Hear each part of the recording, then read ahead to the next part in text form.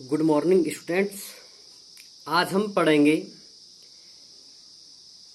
गोस्वामी तुलसीदास जी की कवितावली जो उत्तरकांड से लिया गया है और कक्षा 12 का अध्याय 8 में उद्धृत यह कविता उत्तरकांड से। कविता इस प्रकार से है कि किसबी किसान कुल बनिक भिखारी भाट, किसबी किसान कुल बनिक भिखारी भाट, चाकर चपल नट चोर चार चेटकी, पेट को पढ़त गुन गढ़त चढ़त गिरी, अटत गहन गन अहन अखेटकी, ऊंचे नीचे करम धर्म अधर्म करी, पेट ही को पचत बेचत बेटा बेट की, तुलसी बुझाई एक राम घनश्याम ही ते, आगी बढ़वा गिनते बड़ी है आगी पेट की। प्रस्तुत कविता कवि तुलसीदास जी ने उत्तरकांड से लिया हुआ है। इस कविता में कवि ने तत्कालिक समाज की सामाजिक एवं आर्थिक दुर्दशा का चित्रण किया हुआ है कि मनुष्य अपने समाज से किस प्रकार कटता जा रहा है और आर्थिक स्थिति यानी कि पैसों के कारण या पैसों के लिए वो क्या क्या कर देता है, जिससे कि समाज की स्थिति बड़ी दयनीय है। इस कवितावली उत्तरकांड में के इन पंक्तियों में कवि तुलसीदास जी ने इस विषय में समाज की स्थिति की चर्चा की है, जिसमें कहा है कि सभी बच्चे किताब लेकर अवश्य बैठें और तब जाके आपको भली भांति समझ में आएगा कि किसबी किसान कुल बनिक भिखारी भाट, किसबी किसान कुल बनिक भिखारी भाट। किसबी मतलब मजदूरी करने वाले को कहा है, ठीक है ना, क्योंकि कवि तुलसीदास जी ने यहाँ पर अवधी भाषा का ही प्रयोग किया है कि किसबी का अर्थ है मजदूरी करने वाला। किसान कुल, किसान खेतीहर, ठीक है ना, खेती करने वाला किसान। बनिक मतलब बनिया, व्यापार करने वाला।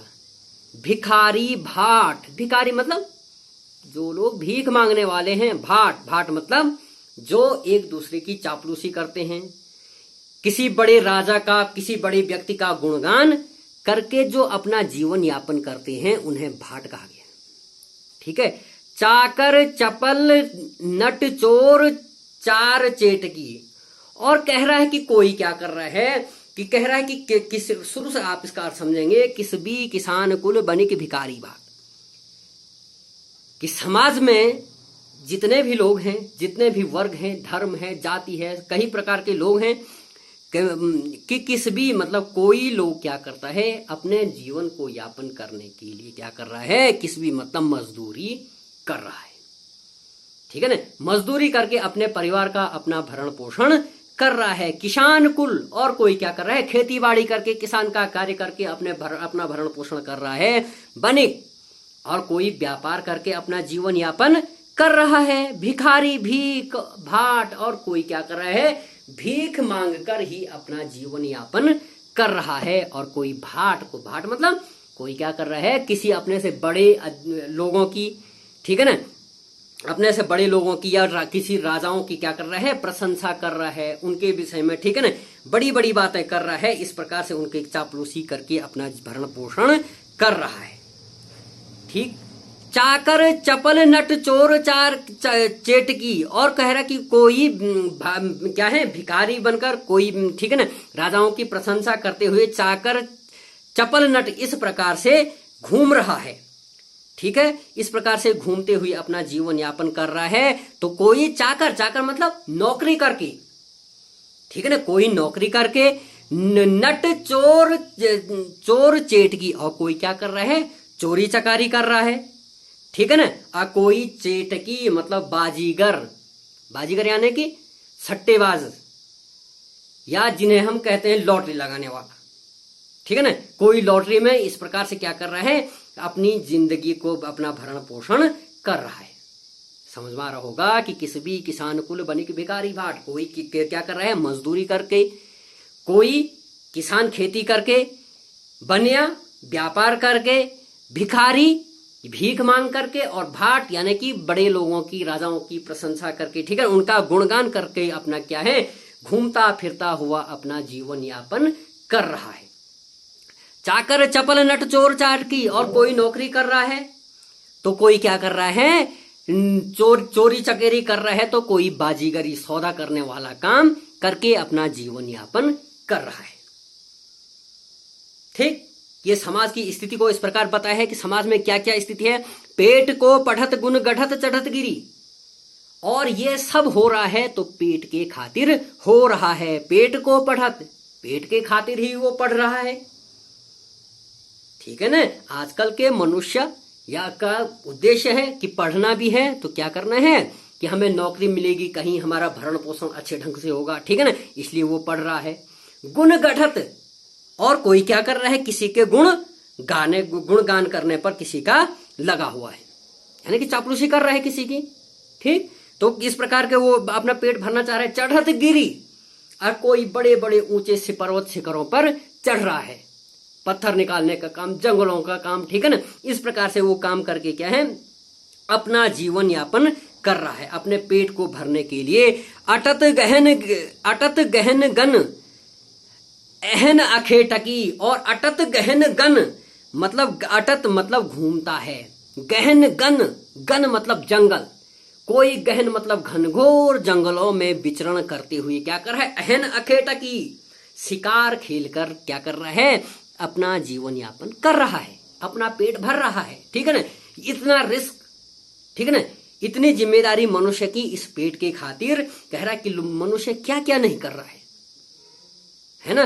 कुछ जिसका जैसा दिमाग, जिसका जैसा ज्ञान, वो उस प्रकार का काम कर रहा है। आप यहाँ देख रहे हैं, सुन रहे हैं, ठीक है ना। ऊंचे नीचे कर्म धर्म अधर्म करी, और कोई ऊंचा नीचा कार्य कर रहा है, कोई धर्म अधर्म की बात कर रहा है, ठीक है ना। कोई इस प्रकार धर्म अधर्म, एक दूसरे धर्म के प्रति लड़ने का काम, झगड़ने का काम, ऊंच नीच करके, ठीक है ना, इस प्रकार से क्या कर रहा है, अपने को बड़ा बनकर, ठीक है ना, अपना पेट भरने की कोशिश कर रहा है। पेट ही को पचत बेचत बेटा बेटी, और ये सब जो हो रहा है ये सब पेट के ही खातिर है। बेचत बेटा बेटी, और पेट के खातिर ही को क्या कर रहा है, कोई अपने बेटा बेटी क्या कर रहा है, उनकी जिंदगी को दांव पर लगा दे रहा है। कई ऐसे लोग भी हैं, निठल्ले लोग, ठीक है ना, कि मतलब जो अपने बेटा बेटी को भी नहीं समझ पा रहे हैं, उन बेटा बेटियों के साथ कई प्रकार की, है ना, कैसे कैसे उनको छोड़ रखा है, कि कोई झुग्गी झोपड़ियों में है ना, कोई किसी प्रकार के, कई प्रकार के शरारती कामों में लगे हुए हैं। इस प्रकार बेटा बेटी की जिंदगी भी जिन्होंने दांव पर लगा दी है, वो भी सब क्या है, पेट के खातिर है। तुलसी बुझाई एक राम घनश्याम ही थे, और तुलसीदास जी कह रहे हैं कि इस संकट के समय में, ठीक है ना, एकमात्र भगवान श्री रामचंद्र जी हैं जो कि सबकी क्या कर सकते हैं, सबकी रक्षा कर सकते हैं, ठीक है ना, सबको इस संकट की घड़ी से उभार सकते हैं। एकमात्र श्री रामचंद्र जी हैं, वरना आगी बड़वाग्नि बड़ी है आगी पेट की, कि आगी बड़वाग्नि ते, बड़वाग्नि कहते मतलब समुद्र की आग, बड़वाग्नि, ठीक है ना, दावानल जंगल की आग, ठीक है ना। तो बड़वाग्नि कह रहा है कि पेट की आग जो है समुद्र में लगने वाली आग से बड़ी आग है, जिसे आसानी से नहीं बुझाया जा सकता है। ये पेट की आग इस प्रकार से इतनी बड़ी आग है, ठीक है ना। तो समझ आया होगा जरूर आप लोगों को, किसी भी किसान को बनिक भिखारी भाट, कि समाज की दुर्दशा का चित्रण कवि तुलसीदास ने उत्तरकांड के से इन पंक्तियों में किया है, कि समाज की दुर्दशा किस प्रकार से, कि समाज की दुर्दशा ये है कि जो लोग, कोई लोग मजदूरी कर रहा है, कोई खेतीबाड़ी कर रहा है, कोई व्यापार कर रहा है, भिखारी भाट, कोई किसी का गुणगान करके अपना जीवन यापन कर रहा है, इधर उधर भटक रहा है, कोई चोरी चकारी कर रहा है, तो कोई बाजीगरी सौदागरी कर रहा है, कोई नौकरी भी कर रहा है, ठीक है ना। सब है, जो भी है, सब पेट के खातिर पढ़ रहे हैं, लिख रहे हैं, है ना, एक दूसरे का गुणगान कर रहे हैं, पर्वत शिखरों पर चढ़ रहे हैं, ठीक है ना। पर्वत शिखरों पर चढ़ना यानी कि पत्थर निकालना, मजदूरी करना, है ना, बड़े रिस्क वाला जो काम करते हैं और अटत कोई गहन घनघोर जंगलों में घूमकर क्या कर रहे हैं, शिकार खेलने का काम कर रहा है। ऊंचे नीचे और कोई ऊंच नीच धर्म अधर्म का काम करके इस प्रकार से एक दूसरे को लड़ा कर किसी की समस्या का समाधान करके ठीक है इस प्रकार क्या कर रहा है, अपना गुणगान कर रहा है। पेट ही को पचत है बेचत, और पेट के खातिर ही को अपने बेटा बेटियों को भी नहीं समझ रहे। ऐसी मजबूरी लोगों की भी इस संसार में है कि वो कुछ नहीं समझ रहा है। तुलसी बुझाई एक तौल, तुलसीदास जी कह रहे हैं एकमात्र भगवान श्री रामचंद्र जी हैं, जिनकी जो कृपा दृष्टि से समस्त संसार का कल्याण हो सकता है, जो समस्त संसार का कल्याण कर सकते हैं। कि वरना ये पेट की आग तो क्या है, किसी समुद्र की आग से भी बड़ी आग है। ठीक है, उल्टे सीधे कामों में लगा हुआ आदमी क्या क्या कर रहा है। ठीक है, तो इन पंक्तियों में कवि तुलसीदास जी ने ये कहा है।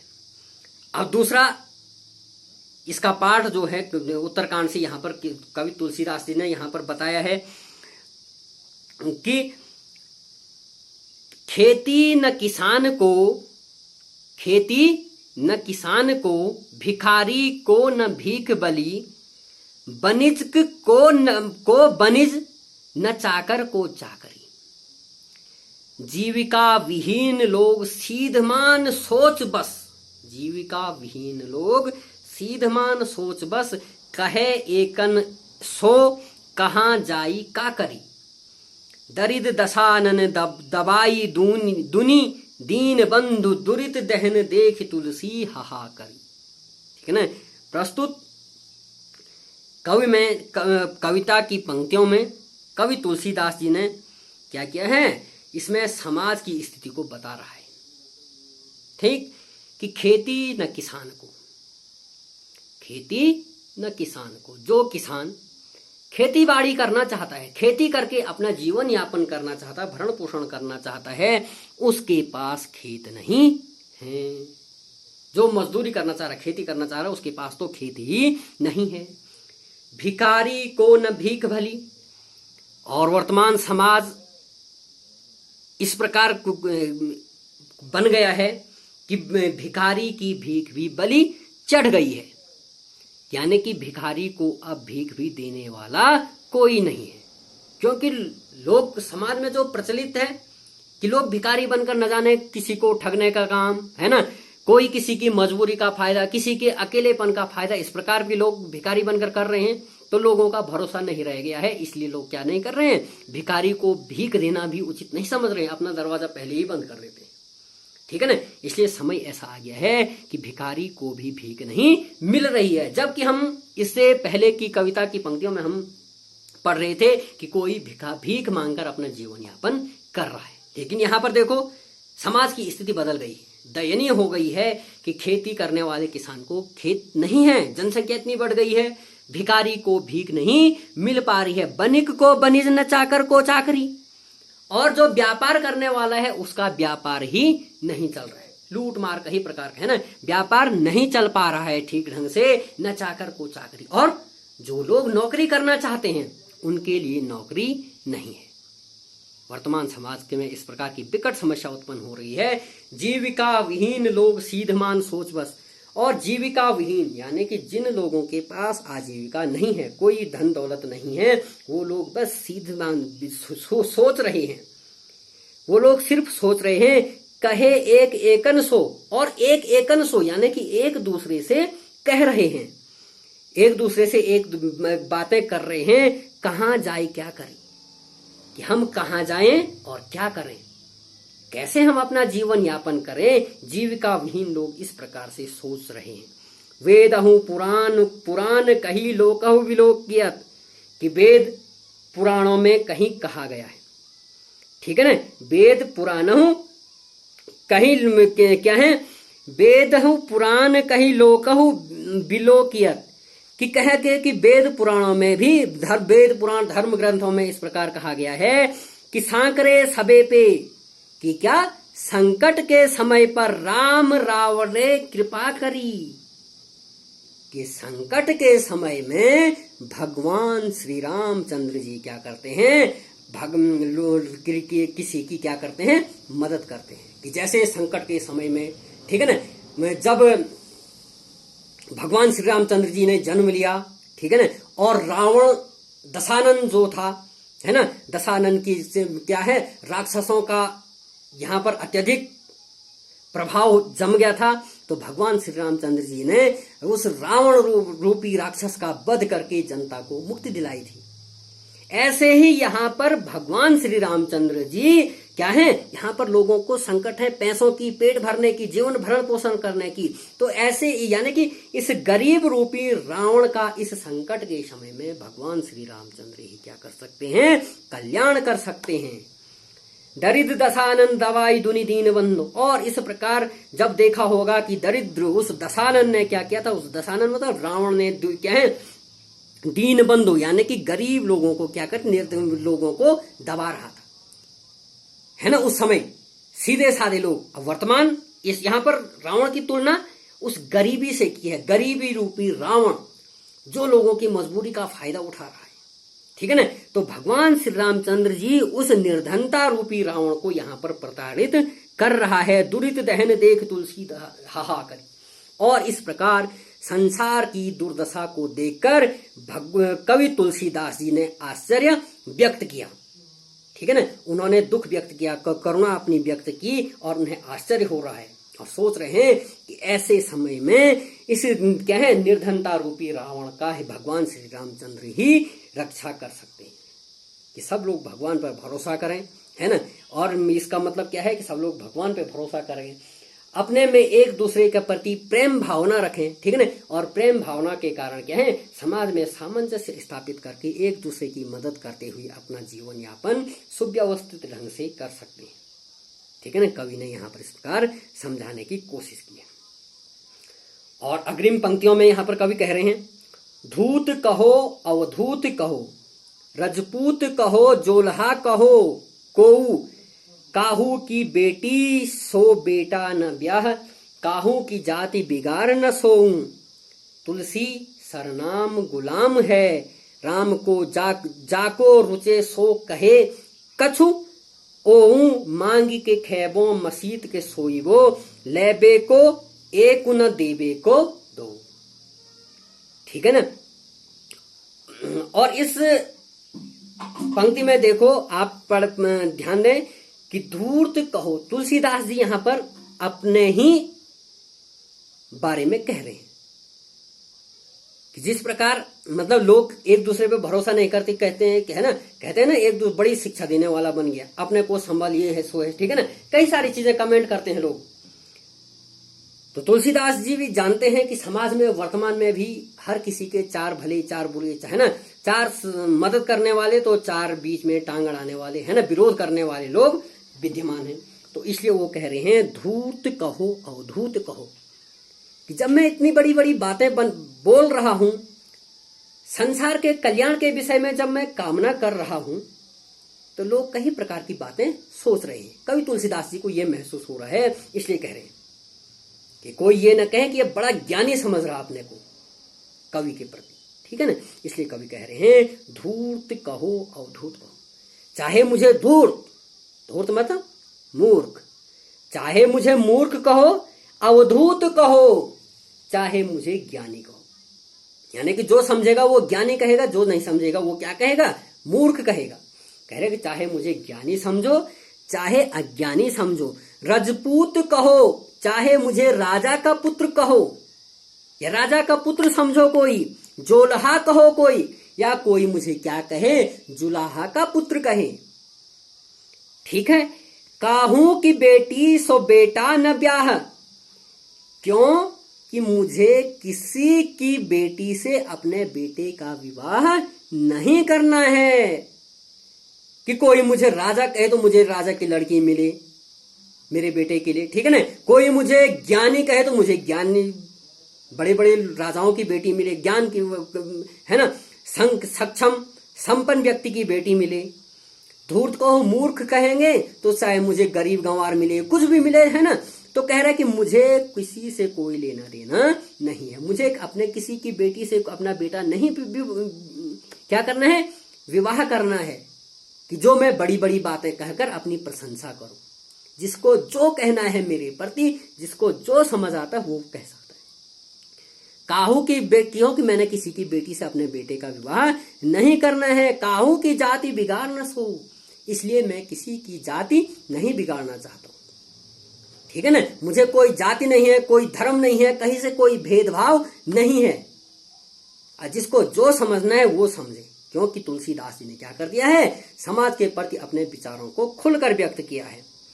तुलसी सरनाम गुलाम है राम को, और कह रहा है कि मैं जो तुलसीदास हूं, मैं भगवान श्री रामचंद्र जी का गुलाम हूं, यानी कि मैं भगवान श्री रामचंद्र जी का सेवक हूं।